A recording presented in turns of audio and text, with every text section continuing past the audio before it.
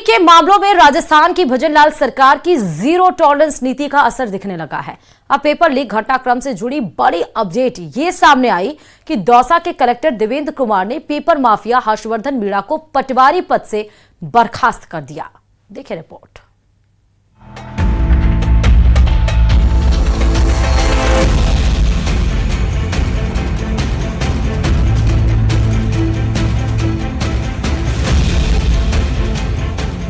Paper leak mafia पर कसता शिकंजा।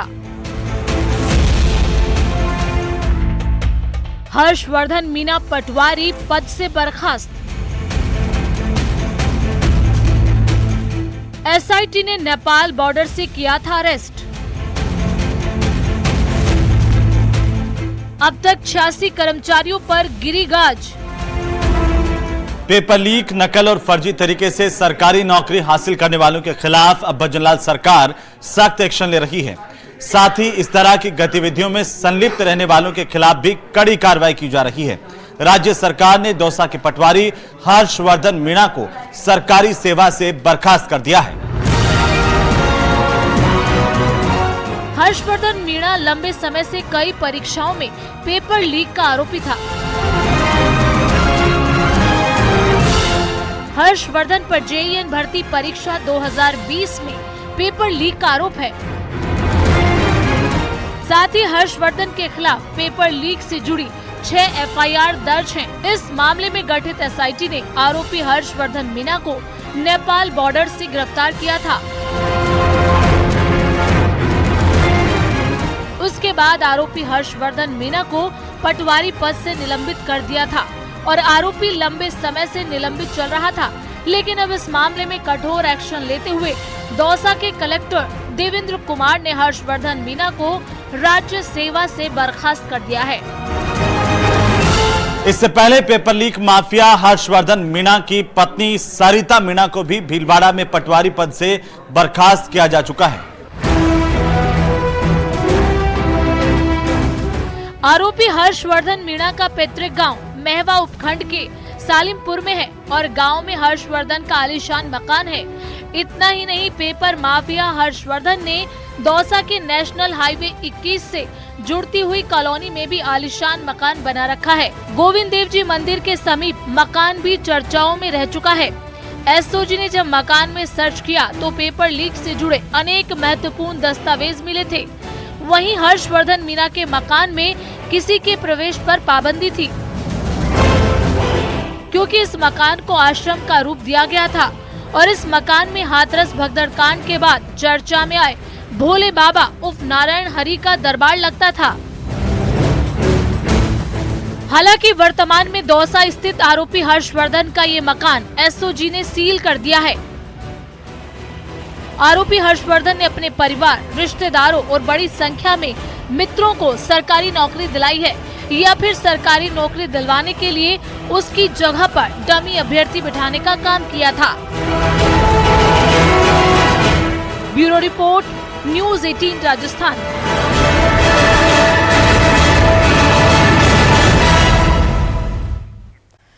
26 मार्च से शुरू हो रही है आईजीएनपी की नहरबंदी। जी हां, आईजीएनपी में 20 अप्रैल तक 60 दिनों की नहरबंदी होगी। गैंग कनाल में 1 से 20 अप्रैल तक ये नहरबंदी रहेगी।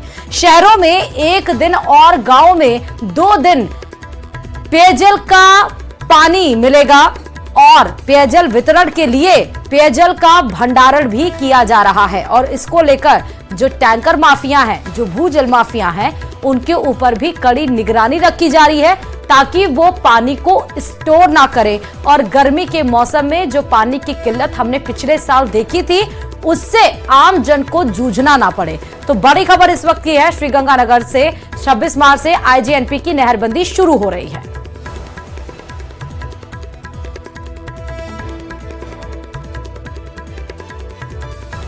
शहर में 1 दिन और गांवों में 2 दिन छोड़कर यहां पर पेयजल मिलेगा। तो आपको ये बड़ी खबर बता रहे हैं। और 26 मार्च से आईजीएनपी की नहरबंदी शुरू हो रही है। गैंग कैनाल में 1 से 20 अप्रैल तक ये नहरबंदी रहेगी। बड़ी खबर इस वक्त की है। एक बार फिर से आपको बताते चले कि शहरों में 1 दिन और गांवों में 2 दिन छोड़कर पेयजल मिलेगा और इसके लिए अब भंडारण भी किया जा रहा है। राणा सांगा पर दिए गए बयान पर सियासी घमासान छिड़ा हुआ है, वहीं उनके वंशजों ने भी आक्रोश व्यक्त किया है। जी हां, राणा सांगा के वंशज वीरमदेव सिंह कृष्णावत ने कहा कि उनके लिए ऐसी अनर्गल टिप्पणी करना कतई बर्दाश्त नहीं की जाएगी। वहीं श्री राजपूत करनी सेना के अध्यक्ष महिपाल सिंह मकराना ने भी इस टिप्पणी पर आक्रोश जताया है। किसने क्या कुछ कहा है, सुनाते हैं आपको। कि राज्यसभा के एक सदस्य ने प्रातःस्मरणीय महाराणा सांगा के बारे में एक बहुत ही ओछी बात कही है। मैं इन लोगों को कहना चाहता हूं कि ये या तो इतिहास के बारे में जानते नहीं हैं या अपनी राजनीतिक रोटियां सेकने के लिए इस तरह की बात करते हैं। महाराणा सांगा एक ऐसे व्यक्तित्व थे जिन्होंने 600 साल पहले उत्तरी भारत के ज्यादातर रियासतों को साथ में लेकर एक बाहरी आक्रमणकारी से लोहा लिया कानवा के मैदान में, और ऐसे योद्धा को जिन्होंने राष्ट्र एकता की बात 600 साल पहले करी, आज आजादी के 75 साल बाद भी अगर कोई आदमी इस तरह की टिप्पणी करता है तो मुझे लगता है कि ऐसी मानसिकता की वजह से ही इस देश में बाहरी आक्रमणकारी हर बार आते रहे हैं। इस मानसिकता को बदलना बहुत जरूरी है। एक एमपी ने बोला है, ऐसे किन लोगों को ये एमपी बना के भेज देते भाई, जिनको मालूम नहीं है राणा सांगा कौन है। राणा सांगा वो शख्सियत है, वो कहता ना घाव लगे भैयासी फिर भी खड़क रही थी प्यासी। भैयासी घाव लगने के बाद भी एक आंख नहीं एक हाथ नहीं, और जिस बाबर के लिए बोल रहे कि बाबर को राणा सांगा ने बुलाया, तेरे इतने थप्पड़ मारूंगा दिमाग सेंटर में आ जाएगा तेरा। जो भी तेरा नाम है हम तो जानते भी नहीं है, पर सपा का कोई एमपी है। मैं मांग करता हूं केंद्र सरकार से ऐसे व्यक्ति की सदस्यता जल्द से जल्द निरस्त हो, संसद की सदस्यता निरस्त हो। अगर राणा सांगा पर सपा सांसद के दिए बयान पर सीएम भजनलाल शर्मा ने भी आपत्ति जताई है। सीएम भजनलाल शर्मा ने सोशल साइट एक्स पर पोस्ट कर कहा कि मैं समाजवादी पार्टी के सांसद का निम्न स्तरीय बयान न केवल राजस्थान की 8 करोड़ जनता को बल्कि संपूर्ण देशवासियों को आहत करता है। उन्होंने और भी कुछ कहा है। उन्होंने कहा न केवल राजस्थान की 8 करोड़ जनता को बल्कि संपूर्ण देशवासियों को आहत करता है। जिस महान योद्धा ने मुगलों से युद्ध में अपने शरीर पर 80 घाव झेले, उनको गद्दार कहना सरासर गलत है। विपक्षी नेताओं की ये घटिया मानसिकता को दर्शाता है और इससे जो सपा के अध्यक्ष हैं अखिलेश यादव को माफी मांगनी चाहिए और इसके ऊपर अपने सांसद के ऊपर कड़ी से कड़ी कार्रवाई करनी चाहिए, बड़ा एक्शन लेना चाहिए। तो न सिर्फ उत्तर प्रदेश में इस पर सियासी घमासान छिड़ा हुआ है, बल्कि इसकी आंच राजस्थान तक भी और दिल्ली तक भी पहुंच चुकी है।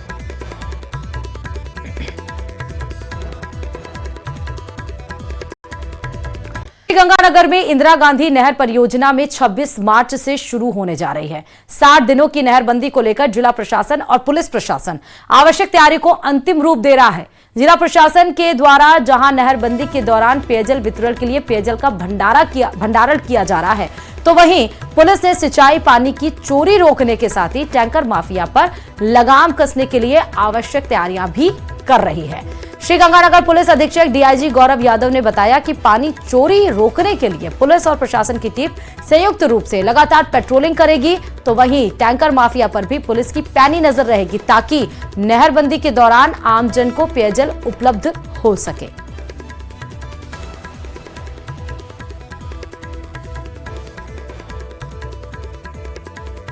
तो 26 मार्च से ये आईजीएनपी की नहरबंदी हो रही है। 20 अप्रैल तक ये नहरबंदी रहेगी और इस दरमियान टैंकर माफिया के ऊपर भी पैनी नजर रखी गई है। प्रशासन के द्वारा, पुलिस के द्वारा लगातार पेट्रोलिंग की जा रही है। 60 दिन तक नहर में पानी बंद रहेगा ताकि इस दरमियान आम जन को पेयजल उपलब्ध कराया जा सके। और चलिए अब बात अजमेर से खबर की, जहां प्रदेश के 26 जिलों में परीक्षा का आयोजन किया जा रहा है। ईओ और आरओ की आज परीक्षा है, जो दोपहर 12 बजे से लेकर 2 घंटे का एग्जाम 2 बजे तक चलेगा। यह परीक्षा 1318 एग्जाम सेंटर्स पर आयोजित हो रहा है और इस एग्जाम में कुल 4,37,000 अभ्यर्थी पंजीकृत हैं।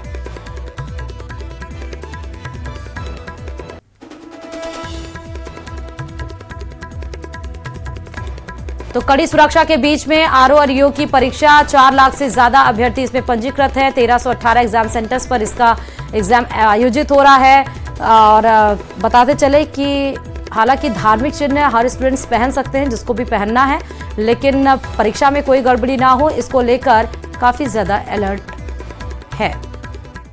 और आज मुख्यमंत्री भजनलाल शर्मा उड़ीसा दौरे पर रहेंगे। सुबह 10:30 बजे जयपुर एयरपोर्ट से वो उड़ीसा के लिए रवाना भी हो गए, जहां सीएम भजनलाल कार्यक्रम में शिरकत करेंगे। इसके बाद से शाम 4:30 बजे वापस जयपुर के लिए रवाना हो। 10:30 बजे वो जयपुर से उड़ान भरेंगे उड़ीसा के लिए और आज जो स्थानीय कार्यक्रम है उड़ीसा में, उसमें शिरकत करेंगे। कार्यक्रम संपन्न होने के बाद मुख्यमंत्री वापस जयपुर के लिए शाम 4:30 बजे समय बताया जा रहा है जब वो लौटेंगे।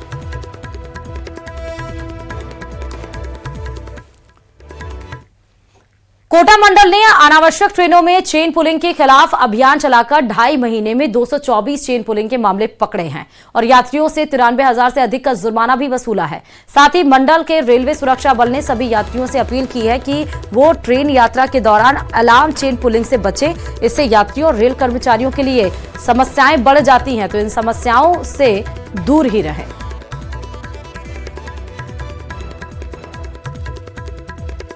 तो ट्रेनों में चेन पुलिंग के खिलाफ अभियान चलाया गया है। 2.5 महीने में 224 चेन पुलिंग के मामले आए हैं और 93,000 का जुर्माना भी यहां पे वसूला गया है। साफ तौर पर यह कहना है कि चेन पुलिंग से इसलिए बचना चाहिए क्योंकि यात्रियों और रेल कर्मचारियों के लिए इससे बहुत ज्यादा परेशानी खड़ी हो जाती है।